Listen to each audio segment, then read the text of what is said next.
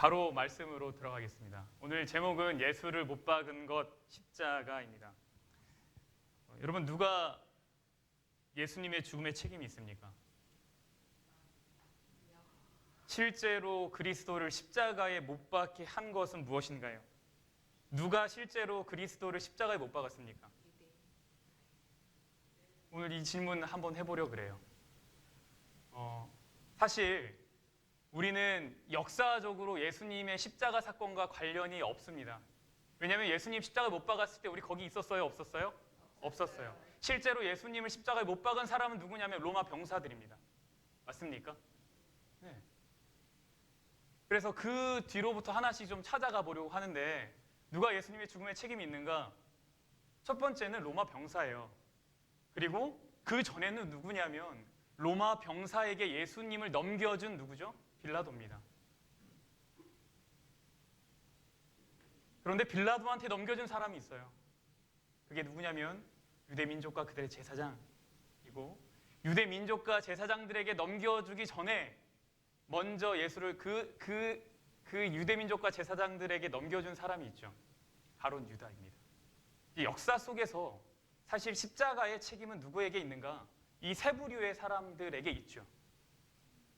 이 세 부류의 사람이 각각 의미하는 부분이 있는데 오늘은 그 가운데 특별히 두 번째 거를 좀 살펴보려고 그래요. 이 주제가 아마 집사님들과 그리고 교회 공동체를 이해하고 건강하게 유지하는 데 있어서 꼭 필요한 내용이다라는 생각이 들어서 두 번째 질문을 다뤄보려고 합니다. 여러분, 요한복음 19장 같이 좀 펴볼까요?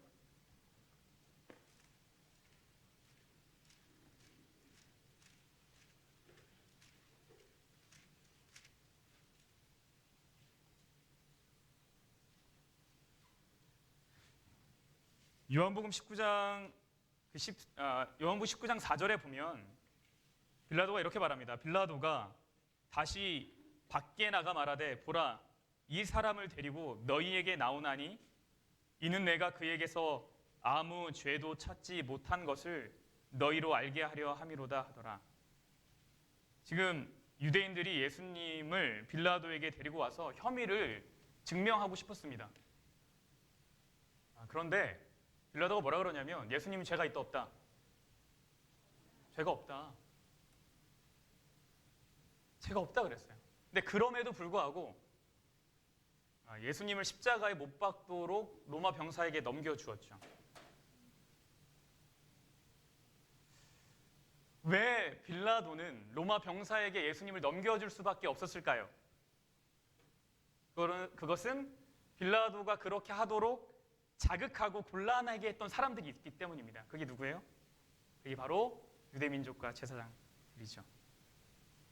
그들은 계속해서 예수님을 빌라도에게 데려오고 계속하여 예수님을 빌라도에게 고발했습니다. 뭐라고 고발했냐면 예수님이 사회 파괴적인 주장을 하고 그 가르침을 전했다고 고발을 했어요. 그리고 군중들을 막 선동해서 예수를 십자가에 못 박으라고 막 열광했습니다. 그래서 예수님은 빌라도에게 유대인들과 제사장들을 두고 이렇게 말씀하셨어요. 뭐라고 말씀하셨냐면 빌라도가 먼저 이렇게 얘기했어요. 빌라도가 이르되 내게 말하지 아니하느냐? 내가 너를 놓을 권한도 있고 십자가에 못 박을 권한도 있는 줄 알지 못하냐? 이거 누가 얘기한 거냐면 빌라도가 누구한테 얘기한 겁니까? 예수님한테. 예수야, 내가 너를 십자가에 못 박을 권한도 있고 못 박지 않을 권한도 있는 거 몰라? 라고 말하는 거예요. 그러니까 예수님이 뭐라고 말씀하셨냐면 위에서 주지 아니하셨더라면 나를 해야 할 권한이 없으리니 그러므로 나를 너에게 넘겨준 자의 죄는 더 크다 하시니라. 이게 무슨 말이냐면 빌라도가 지금 본인이 아는지 모르는지 잘 모르겠으나 내가 너를 십자가에 못 박을 권한도 있고 못 박지 않을 권한도 있어 라고 얘기했을 때 맞아, 너한테 그게 다 있어 라고 말한다면 역사적으로 십자가에 못 박는 책임은 다 누가 지게 돼 있는 거예요? 빌라도가 지게 돼 있는 거예요. 근데 예수님이 뭐라 그러냐면 야, 빌라도야, 그거 아니야. 십자가에 못 박은 거 너한테만 책임 있는 거 아니야. 사실 누구한테 더 책임이 있어? 너한테 나를 넘겨준 사람이 훨씬 더 책임이 크지. 그 죄가 훨씬 크지 라고 말씀하셨습니다. 여기서 보면 빌라도가 자신을 넘긴 사람을 마치 한 사람인 것처럼, 빌라도에게 자신을 넘긴 사람을 마치 한 사람인 것처럼 예수님 말씀하셨어요. 뭐라 그러냐면 나를 너에게 넘겨준 자들이라 그랬어요? 자라 그랬어요. 자, 한 사람. 내게 넘겨준 자는 더 크다 이렇게 말씀하셨어요. 그런데 이와 동일한 이야기를 사도행전에서 베드로는 이렇게 설명을 했습니다. 설교를 하는데 이렇게 얘기했어요. 아브라함과 이삭과 야곱의 하나님 곧 우리 조상의 하나님이 그의 종 예수를 영화롭게 하셨느니라. 너희가, 너라 그랬어요? 너희가 그랬어요? 너희가 그를 넘겨주고 빌라도가 놓아주기로 결의한 것을 너희가 그 앞에서 거부하였으니 너희가 거룩하고 의로운 일을 거부하고 도리어 살인한 사람을 놓아주기를 구하여 라고 얘기했어요. 그러니까 예수님은 너가 이라고 말씀하셨는데 베드로는 사실 설교하면서 너가 안 하고 너희가 라고 말했다라는 거예요. 한 사람이 넘겨준 것이 아니라 모두가 넘겨준 것처럼 말씀하셨다라는 거죠. 왜 이렇게 말씀하셨을까요? 왜 베드로는 이렇게 설교를 했을까요? 왜 분명 넘겨준 사람은 빌라도가 넘겨준 건데 왜 모두가 넘겨줬다라 그랬고 분명 모두가 다 넘겨줬는데 예수님은 왜 한 사람이 넘겨준 것처럼 말씀하셨을까요? 이런 것 같아요. 한 사람 한 사람이 가진 선택의 결과를 무리한테, 단체한테 넘길 수 없다라는 의미인 것 같습니다. 그러니까 이런 거죠. 내가 소속한 단체가 잘못을 저질렀어요. 나는 그 일을 막 선동하지 않았어요. 그리고 앞에서 막 이끌지도 않았어요. 그러나 뒤에 앉아서 마음으로 동의했어요. 그래, 이렇게 돼도 되나 보지. 이렇게 가도 되나 보지. 라고 생각했다라는 거죠. 그리고 그렇게 되길 바랬던 거죠. 그리고 일이 터졌어요. 결과가 안 좋아요. 그럼 속으로 생각하는 거죠. 아니야, 내가 이거를 이끌진 않았어. 이 단체가 그랬지. 누가 앞에서 인도한 사람이 그랬지. 나는 잘 몰랐어 라고 생각할지도 모르겠어요. 그런데 신앙은, 특별히 예수님과의 관계는 그런 거 아니라는 거예요. 누구에게 책임이 있어요? 각자에게 책임이 있다는 거예요. 우리의 신앙의 태도가 어떠해야 됩니까? 우리는 어떻게 해서든 나의 책임, 나의 잘못을 줄이려고 해요. 그래서 변명하는 거에 되게 익숙하죠. 그런데 십자가는 그렇게 접근하지 말라라는 거예요. 마지막 날 누구 핑계 댈 수 있는 것 아니라는 거예요. 전 잘 몰랐어요. 이렇게 믿어도 되는 줄 알았어요. 이렇게 교회 생활해도 되는 줄 알았어요. 남들이 다 그렇게 했거든요. 아니요. 마지막 때는 분명 누구에게 책임이냐면 각자에게 책임이 있을 겁니다. 내가 대답해야 되고 내가 선택해야 돼요. 여러분, 사실 예수님은요, 유대인들이 보기에 죽어 마땅한 사람이었습니다. 왜 그런지 잠깐 살펴볼게요. 첫 번째, 예수님은 유대인들이 가지고 있는 시스템, 그 체계 자체를 완전히 흔들어 버렸어요. 예수님은 정규 교육을 받지 않았습니다. 그런데 랍비의 역할을 수행했어요.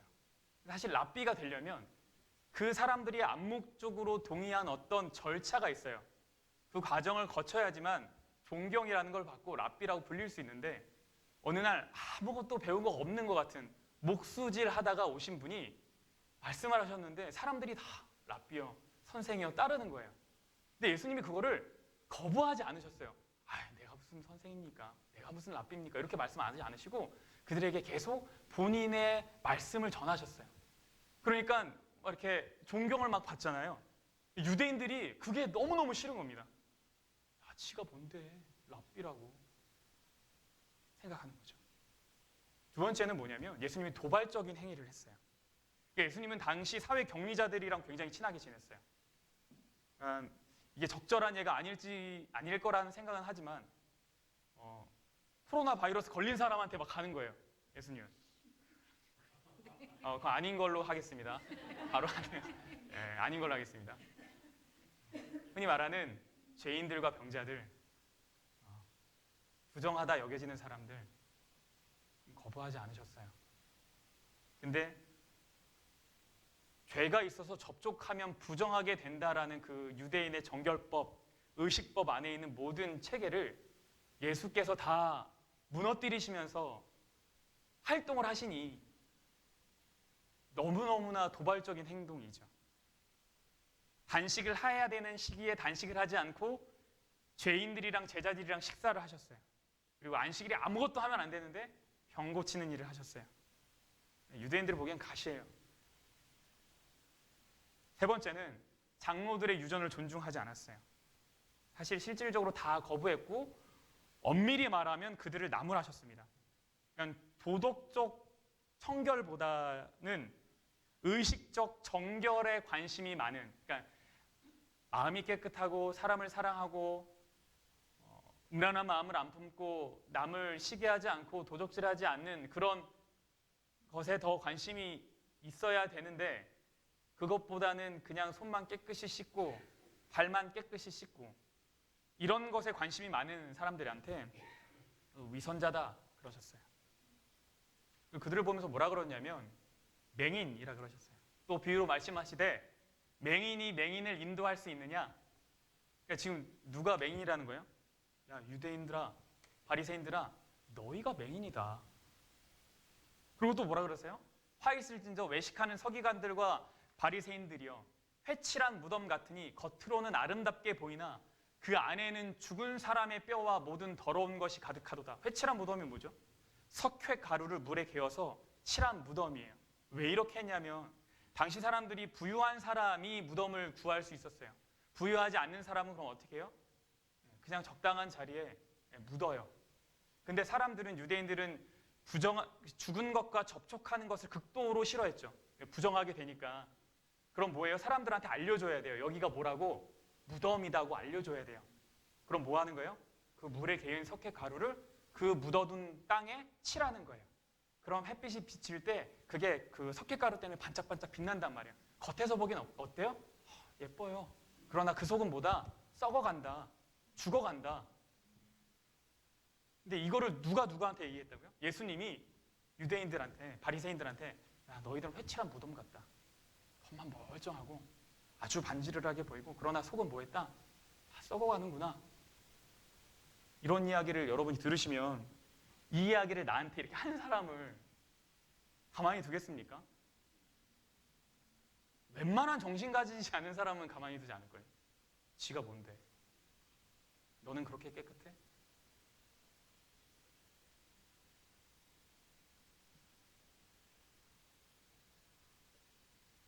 그리고 결정적으로 예수님이 신성 모독적인 행위를 하셨죠. 자신을 안식일의 주인이라고 하셨어요. 안식일을 누가 주셨는데? 하나님이 주셨는데 예수님이 오더니 내가 안식일의 주인이다. 그게 뭐예요? 나랑 하나님이랑 레벨이 어떻다는 거예요? 내가 같다. 하나님을 아버지로 아주 특별하게 알고 있음을 말해주었고 자신이 하나님과 동등하다고 얘기했어요. 그러니까 그 마태복음에 그 유대인들이 제사장들이 대제사장 가야바 집에서 예수님을 막 신문할 때 어떻게 해서든 막 꼬투리 잡으려고 그러거든요. 근데 털어도 안 나오는 거예요. 두 사람이 그때 딱 나타나요. 그러더니 막 어떤 잘못된 거를 막 찾으려고 했는데 찾지 않아져요. 그래서 가져온 이야기가 뭐냐면 너가 성전을 무너뜨리면 4일 만에 세울 거라는 말이 진짜 사실이냐 이런 식으로 물어보니까 네가 말한 것이 맞다. 그랬더니 막 대제사장이 봤냐고. 이게 신성모독이 아니고 뭐냐고. 그래 어떻게 했냐면 사람들이 손에다 침을 뱉고 머리를 때리고 치고 그러니까 그 분노가 너무너무 많은 거죠. 이런 혐의만으로도 유대인들 마음속에선 예수님은 이미 원수였고 죽이기에 충분했습니다. 그러니까 그들이 예수님을 고발하고 예수님에게 죄를 묻는 것은 정치적으로, 신학적으로, 윤리적으로 다 이유가 있었어요. 이유 없이 죽이지 않았어요. 다시 말하면 예수님이 이렇게 표현하면은 조금 그럴 수 있지만 그들이 보기에 욕먹을 짓 했어요. 그런데 성경은 뭐라고 말하냐면 예수님이 십자가에 못 박게 한 핵심적인 이유가 겉으로 드러난 예수의 행동이 아니었다라고 말하는 거죠. 가장 근본적인 이유는 유대인과 제사장들 마음속에 있는 그들이 가지고 있는 어떤 한 가지, 그것이 예수를 십자가에 못 박게 했다라고 말해요. 그걸 뭐라 그러냐면 마태복음 27장 18절에 이렇게, 이는 그가 그들의 뭐로? 시기로 예수를 넘겨준 줄 알미더라. 그들이 넘겼던 이유는 뭐라고요? 시기심.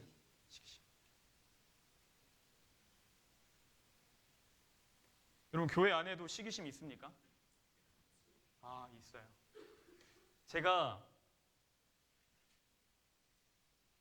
말을 조심해야 될 것 같아서 제가 보니까 일단 저희 교회는 아니고요. 여기 교회도 당연히 아닐 거라 생각합니다. 이렇게 얘기하면 더 저희 교회 같은 이 느낌이 드는데 절대 그렇지 않고요. 그러니까 저는 잘 몰랐는데 저는 매주 파트락 똑같은 메뉴 먹어도 괜찮거든요. 왜냐면 어차피 일주일에 한 번 먹는 거잖아요. 근데 그 전주 파트락 메뉴가 되게 중요한가 봐요. 음식을 준비하시는 분들 입장에서는. 제가 그 마음을 이해하고 존중합니다. 그러나 마치 경쟁 심리처럼 내가 좀 마음에 안 들어하는 집사가 있는데 집사가 지난주에 웬일이야? 떡을 했어. 그러면 나 뭐 해야 되는 거 아니야? 근데 우리 안에 있어요. 뭐가 있어요? 시기심이 있어요. 교회 안에도 있어요. 근데 여러분, 놀라지 마세요. 예수를 십자가에 못 박은 게 뭐라고요? 시기심이라고요.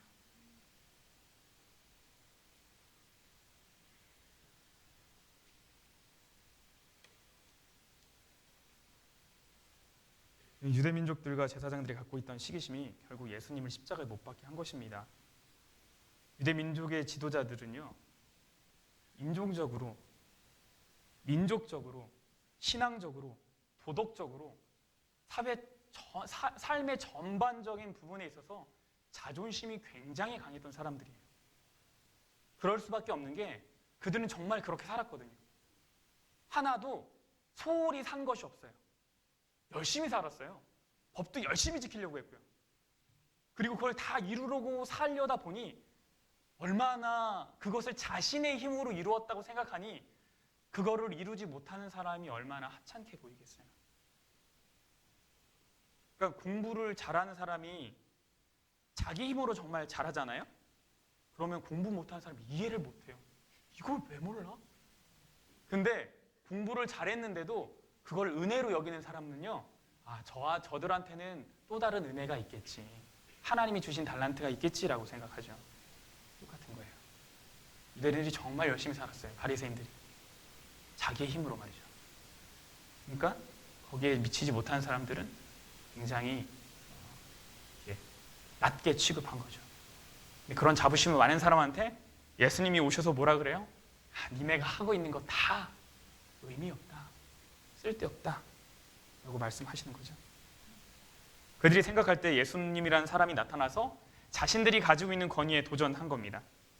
근데 엄밀히 말하면 예수님이 가지고 계신 권위 자체가 그들을 흔든 거죠. 그러니까 예수님이 도전한 게 아니에요. 예수님이 진짜 참 권위를 가지고 계셨죠. 그러니 가짜 권위를 가지고 있는 그들은 두렵고 떨리는 거예요. 왜? 원래 가짜는 진짜 나타나면 다 흔히 말로 쫄게 돼 있어요. 왜? 자기가 가짜인 거 아니까. 야, 진짜가 나타났네. 여러분 혹시 그런 경우 있으신지 모르겠는데 가짜 가방을 들고 있는데 진짜 가방 든 사람 나타나면 이거 어떻게 해요? 괜히 상표를 가리고 싶은 느낌이 들죠. 진짜 권위가 나타나면 가짜 권위는 흔들릴 수밖에 없어요. 근데 흔들려 놓고 누구 탓하는 거예요? 자기가 가짜인데 저 사람 탓하는 거예요. 돈이 많아, 가방을 저런 걸 가지고.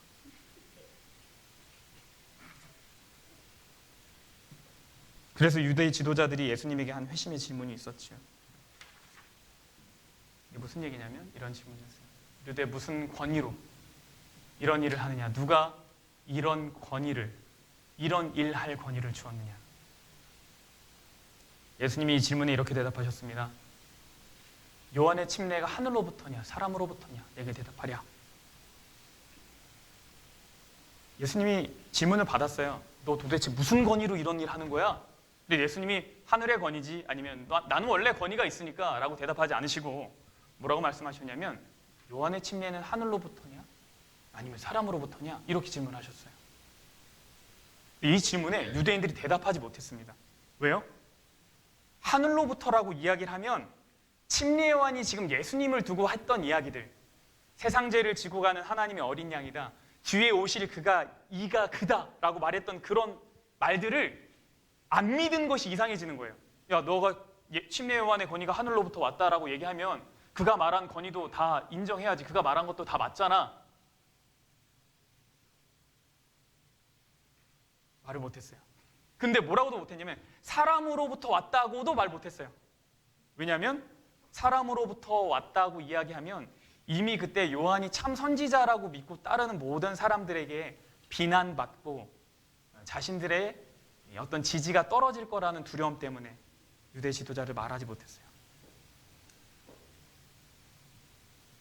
이 얘기 뭐냐면 침례 요한의 권위에 도전할 수 없으면 예수님의 권위에도 도전할 수 없다라는 얘기죠. 이제 그들은 예수님으로부터 위협을 느꼈습니다. 다시 말해서 그들은 예수님을 통해서 그들의 명성과 백성들에 대한 세력과 그들 자신의 자기 신뢰와 자존심에 크게 상처를 받았다라는 거예요. 그래서 그들은 예수님을 질투하기 시작했습니다. 이 시기심이 얼마나 무서운지 몰라요. 이 시기심은 우리의 눈을 가리우게 만듭니다. 그래서 올바로 봐야 하는 사람을 올바로 바라보지 못하게 해요. 여러분 시기심 가득한 사람이 눈을 보신 적 있습니까? 그런 사람들의 눈에서는 레이저가 나오죠. 누구를 바라볼 때 이게 레이저는 항상 왜 옆으로 나갈까요? 이렇게 말이죠.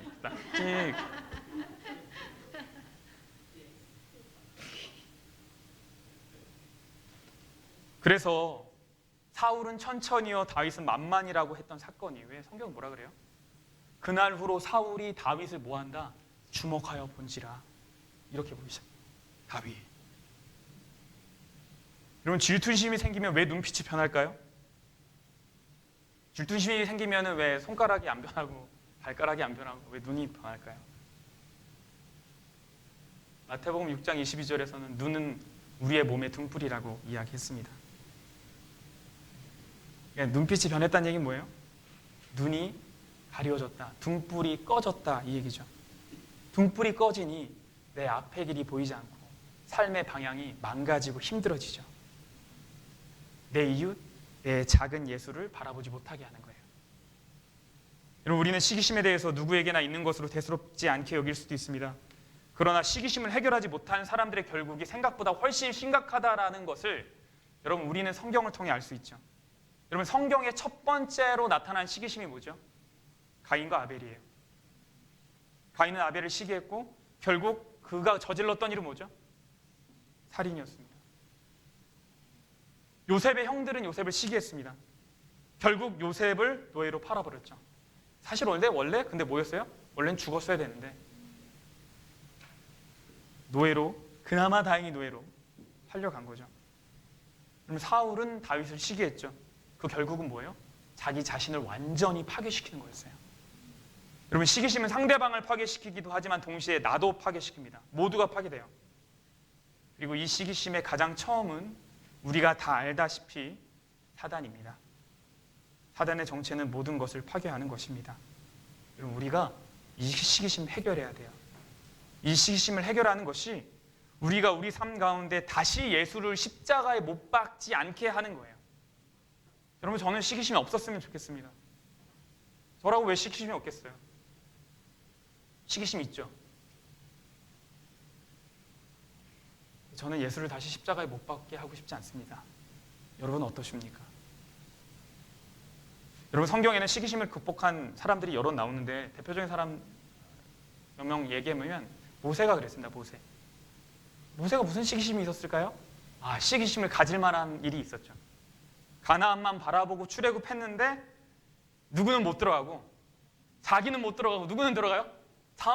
다음 제너레이션 다 세대 들어갔어요. 충분히 시기할 수 있었죠. 하나님 이게 뭡니까? 저 여기까지 왔는데 쟤네 들어가고 나는 못 들어가고 고생은 내가 다 했는데. 다윗도 그랬어요. 다윗은 하나님의 성전을 짓고 싶어서 모든 걸 다 준비했어요. 다! 진짜. 근데 하나님 뭐라 그랬습니까? 너는 성전 지을 수 있다 없다? 너도 없다. 대신 아들인 솔로몬이 지었죠. 왜 시기할 수 있는 마음이 없었겠어요? 여호수아도 그런 일이 있었어요. 민수기 11장에 보면 이스라엘 장로 70명이 장막에 모여서 하나님의 영을 받습니다. 예언을 해요. 근데 그 장막에 오지 않고 자신의 진에 머물러 있던 사람 둘이 그 시간에 동일한 영을 받아요. 그러니까 장막에 다 모여서 영을 받았는데 와야 되는데 안 오는 사람이 둘이 있었어요. 근데 똑같이 은혜를 받은 거예요. 똑같이 성령이 임했어요. 똑같이 예언을 하는 거예요.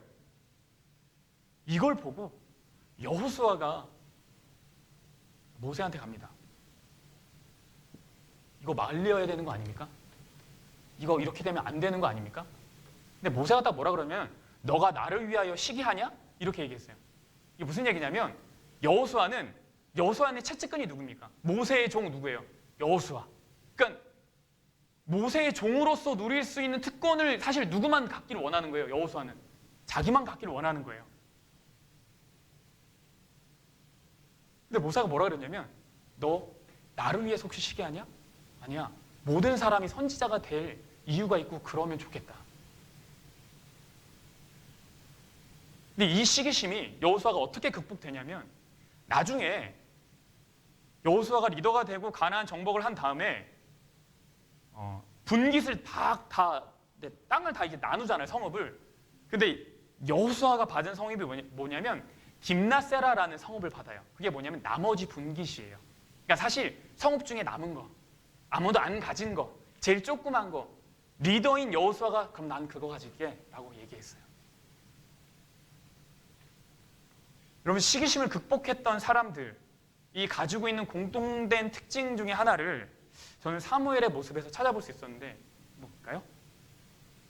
그에게 이르되 보소서 당신은 늙고 당신의 아들들은 당신의 행위를 따르지 아니하니 모든 나라와 같이 우리에게 왕을 세워 우리를 다스리게 하소서 한지라. 지금 누가 누구에게 한 얘기죠?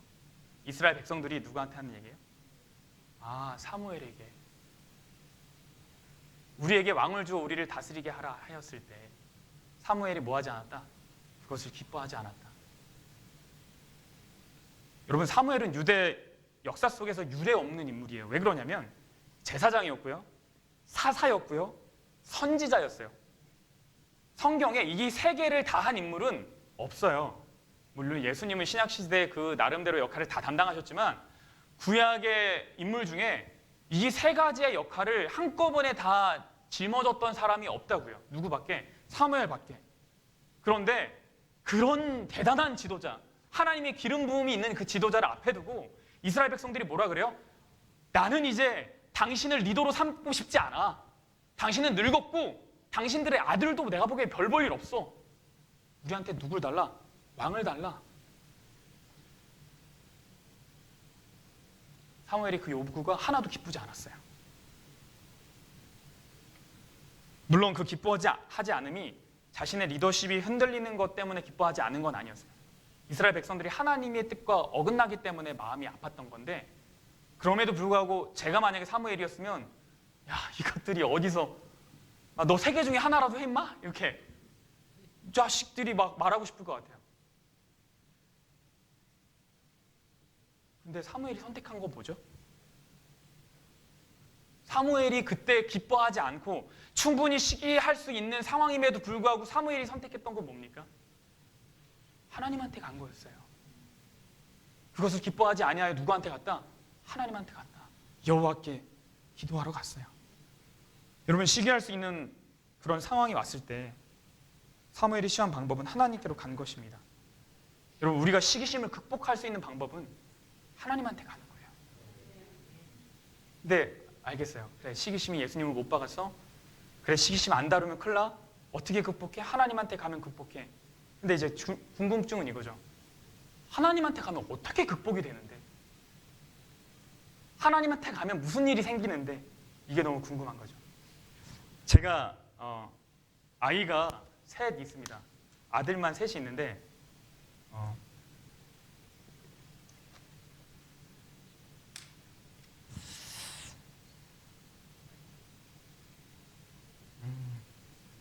아내가 없을 때 제가 아이들을 돌봐 보니까 이게 쉽지가 않더라고요.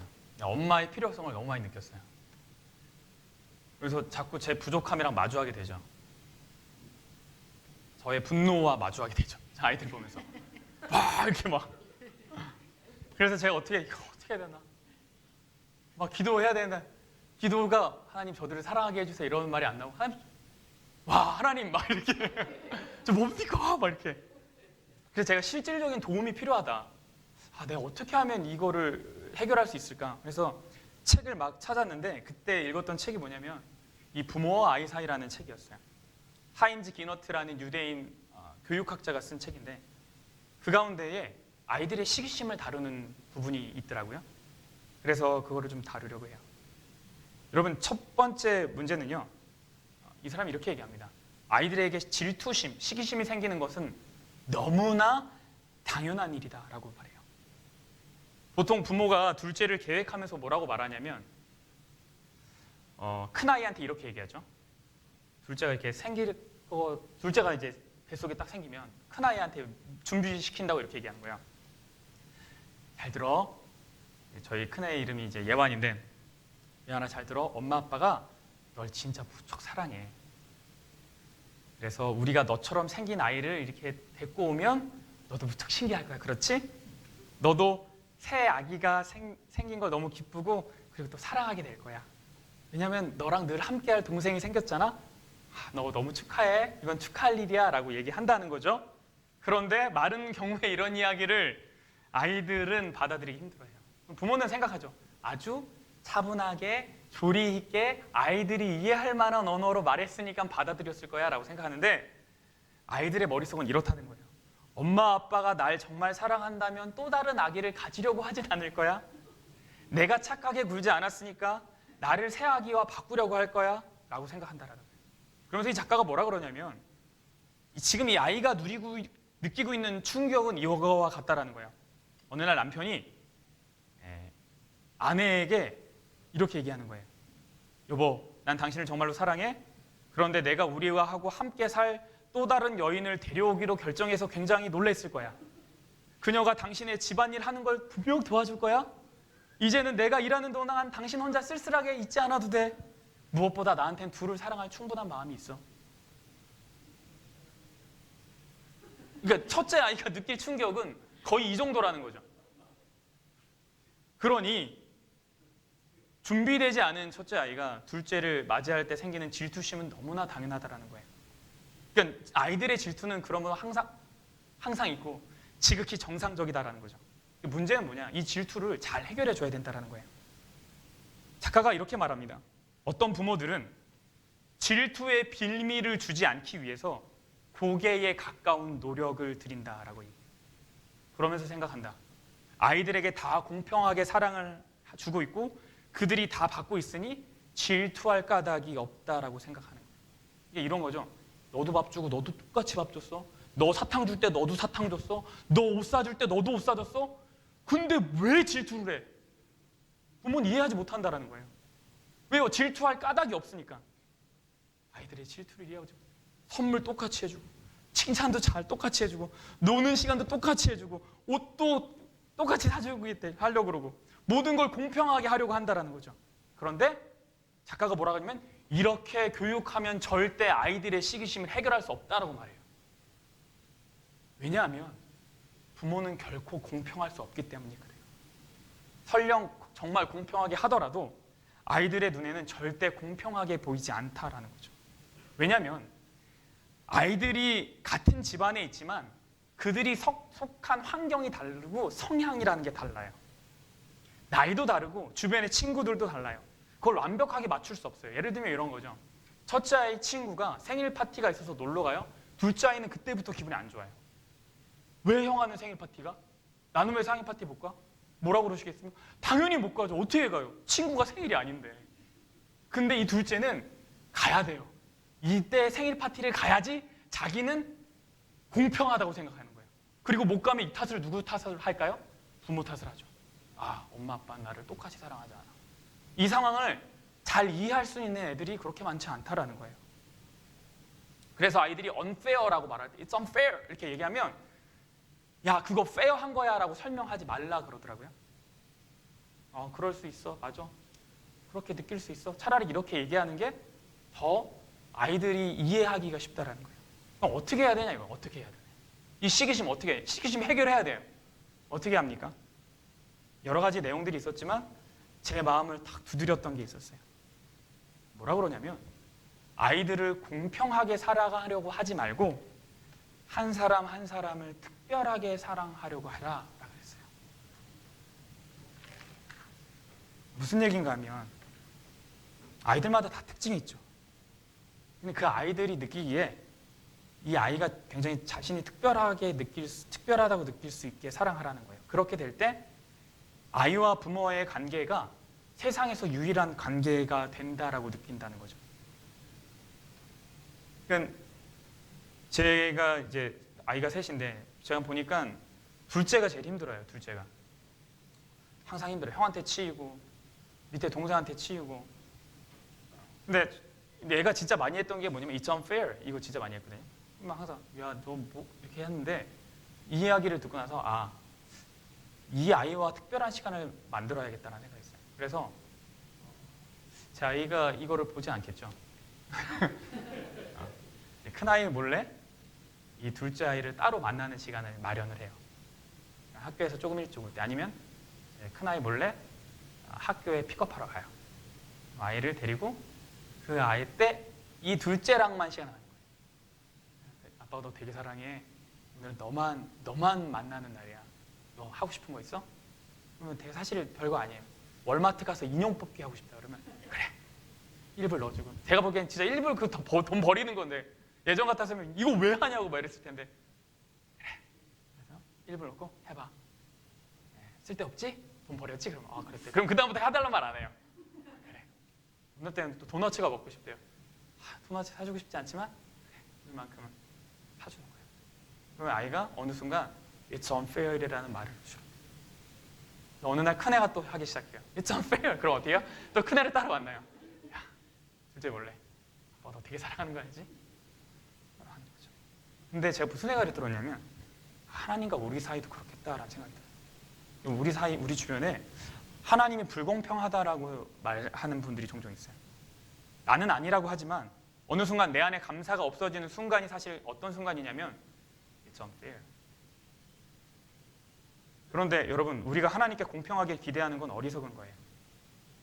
우리도 아이들과 마찬가지로 완전하게 똑같이 대하시는 하나님을 만나더라도 공평하다고 느낄 수 없어요. 왜요?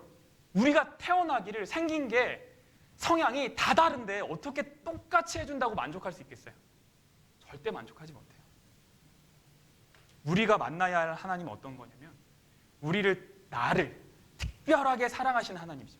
그렇게 특별한 하나님을 만날 때 그때 우리는 공평한 하나님을 고백할 수 있는 거예요. 그럼 나를 특별하게 사랑하시는 하나님을 만나기 위해서 어떻게 만나야 돼요? 비밀리에 만나야 돼요. 은밀하게 만나야 돼요. 그냥 교회에 와서 남들 다 있을 때 그냥 만나고 찬양하고 예배드리고 아니요. 이것만으로는 우리의 시기심을 결코 해결할 수 없습니다. 어떻게 만나야 되냐면 아무도 모르게 은밀하게 나랑 예수님만의 비밀이 많아져야 돼요. 그러면 여러분 하나님이 우리를 얼마나 한 사람 한 사람 특별하게 사랑하시는지 우리 인식할 수 있어요. 느낄 수 있어요. 그러면 그 순간에 뭐가 사라져요? 불공평하다라는 마음이 사라져요. 그리고 뭐가 사라져요? 시기심이 사라져요. 다른 사람 쳐다볼 이유가 없어요. 왜요? 그 크신 하나님이 나를 사랑하신다는데 이 세상을 다 줘도 안 바꾸신다는데 어떻게 시기심이 생겨요? 그래서 이렇게 말씀하셨어요. 하나님은 우리를 지으실 때도 은밀하게 지으세요. 내가 은밀한 데서 지음을 받고 땅의 깊은 곳에서 기이하게 지음을 받을 때에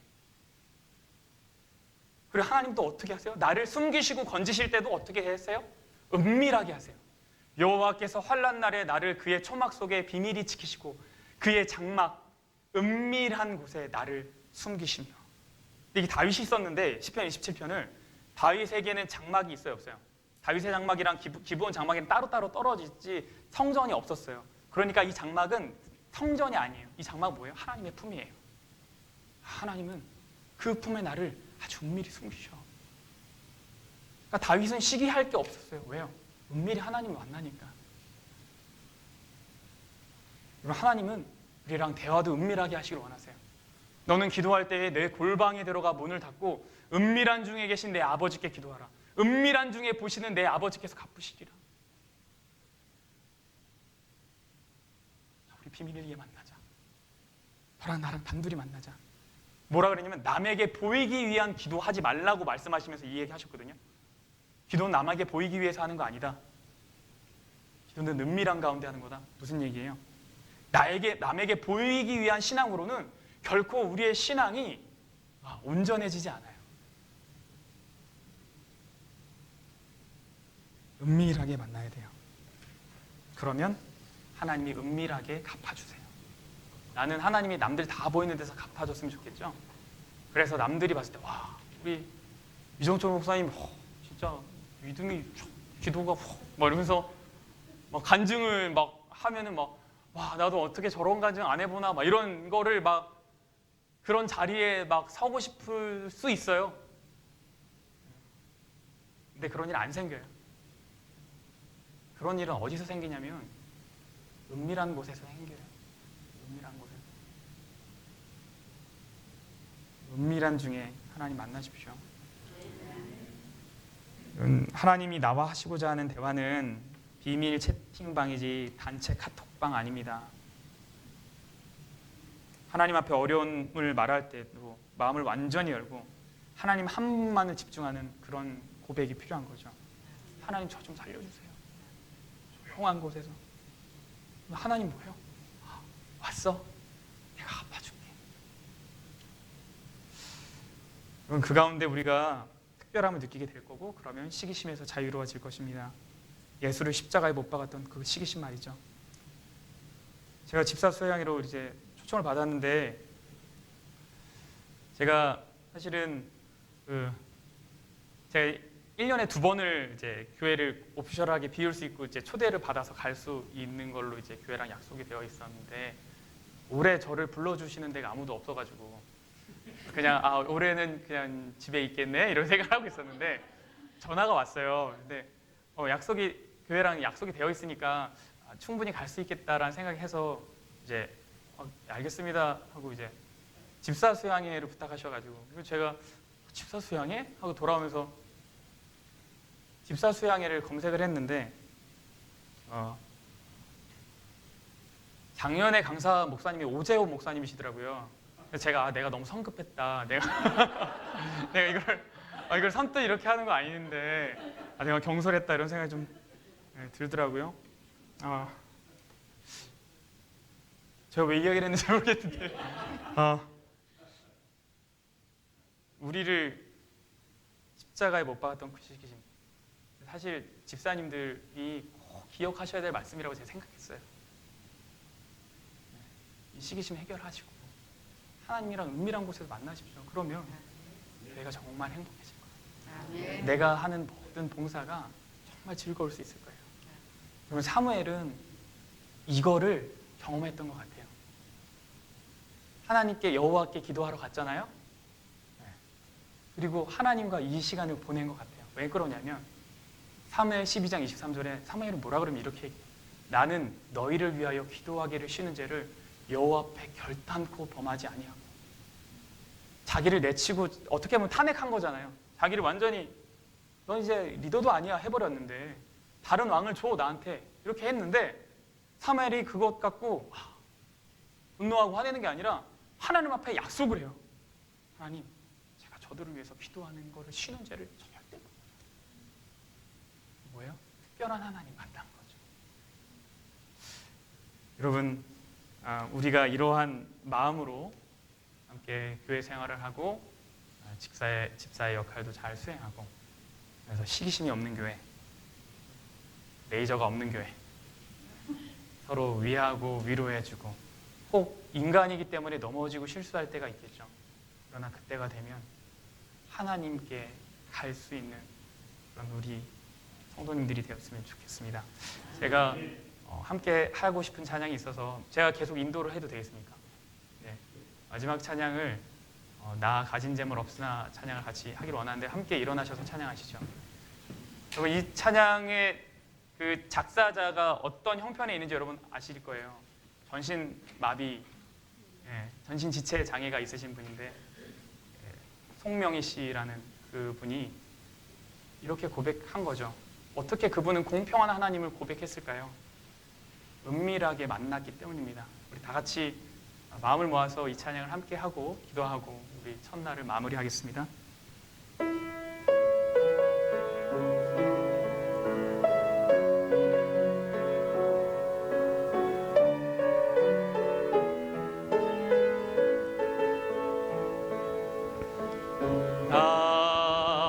가진 재물 없으나 나 남이 가진 지식 없으나 나 남에게 있는 건강 있지 않으나 나 남이 없는 것 있으니 나 남이 못 본 것을 보았고 나 남이 듣지 못한 음성 들었고 나 남이 받지 못한 사랑 받았고 나 남이 모르는 것 깨달았네.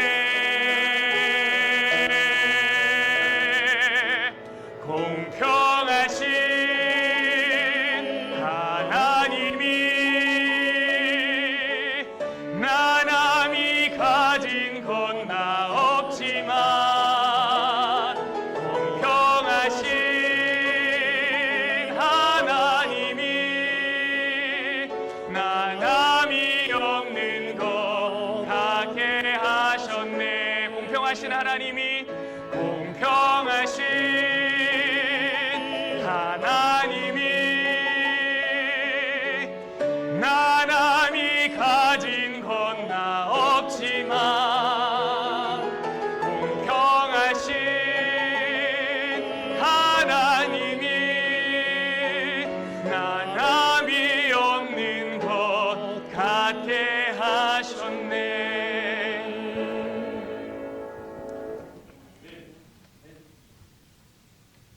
공평하신 아버지 하나님, 혹시 우리 가운데 형편이 달라, 처한 환경이 달라, 혹 누구에게 말하지 못한 개인의 사정으로 인하여 심신의 연약함을 가지고 주 앞에 간구하고 있는 영혼이 있사옵나이까? 주여, 우리 모두가 아무것도 가진 것이 없고 건강도 없고 누릴 수 있는 것이 없지만 예수 한 분으로 인해 공평하신 하나님을 고백하기를 이 밤 원하오니 성령 하나님 우리와 함께 계시고 우리가 돌아가는 처소에서 은밀한 가운데 주 예수 만나 하늘의 기쁨 가운데 사는 모든 살롯교회 성도 되도록 인도하여 주시옵소서. 예수님 이름으로 기도드리옵나이다.